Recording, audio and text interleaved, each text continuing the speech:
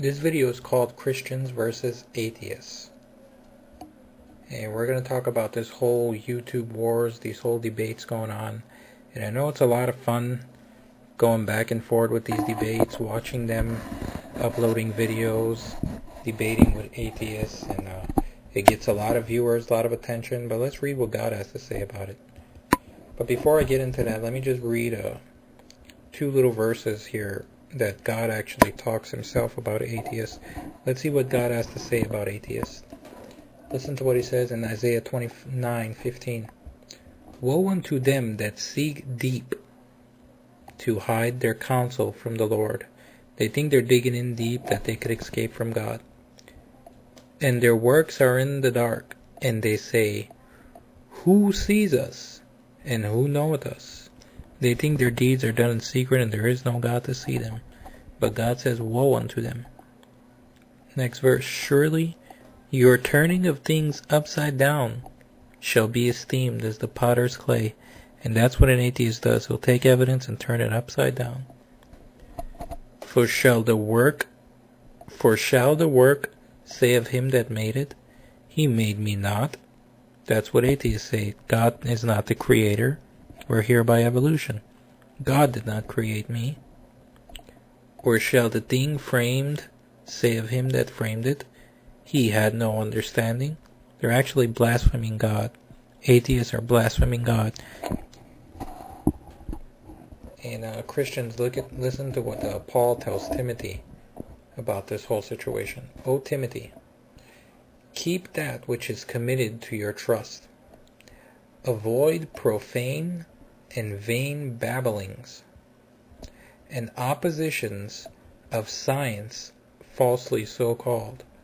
He's telling you to avoid vain debates and babblings about so-called science, because the science that atheists use is not real science. There's nothing wrong with science, but the science called evolution from atheists, that's not godly science, which is not real science. Through which some who gave their minds to it, meaning some people who look into these evolutions and scientific things, have been turned away from the faith.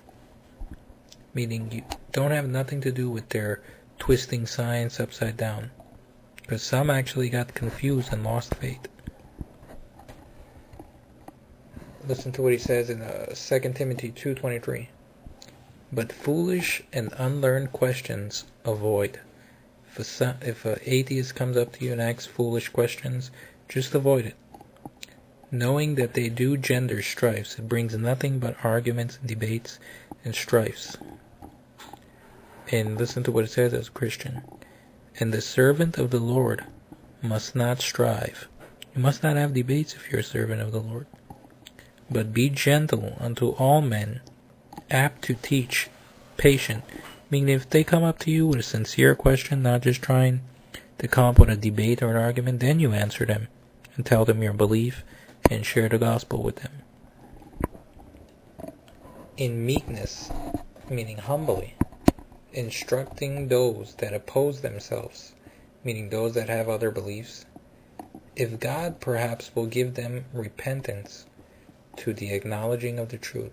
Don't think that it's up to you to save the atheist. You could show him all the evidence you want, and he's not going to get it until God himself decides to give them repentance and to acknowledge the truth.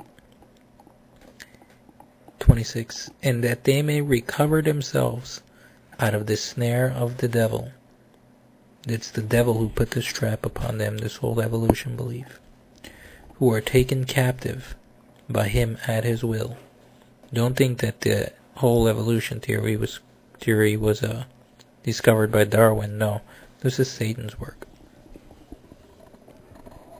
And Christians like to, make videos back and forth with atheists, but listen to what Paul says.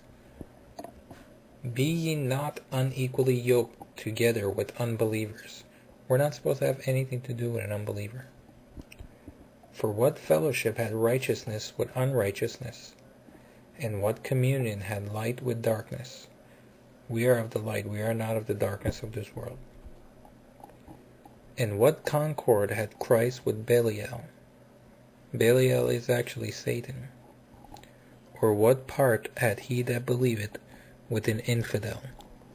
Paul here the Bible actually calls atheists and non-believers infidels. In whom, listen to what Paul says about them, in whom the God of this world had blinded. Let's read that again. Look at this G. It's a lowercase g. It's not our God.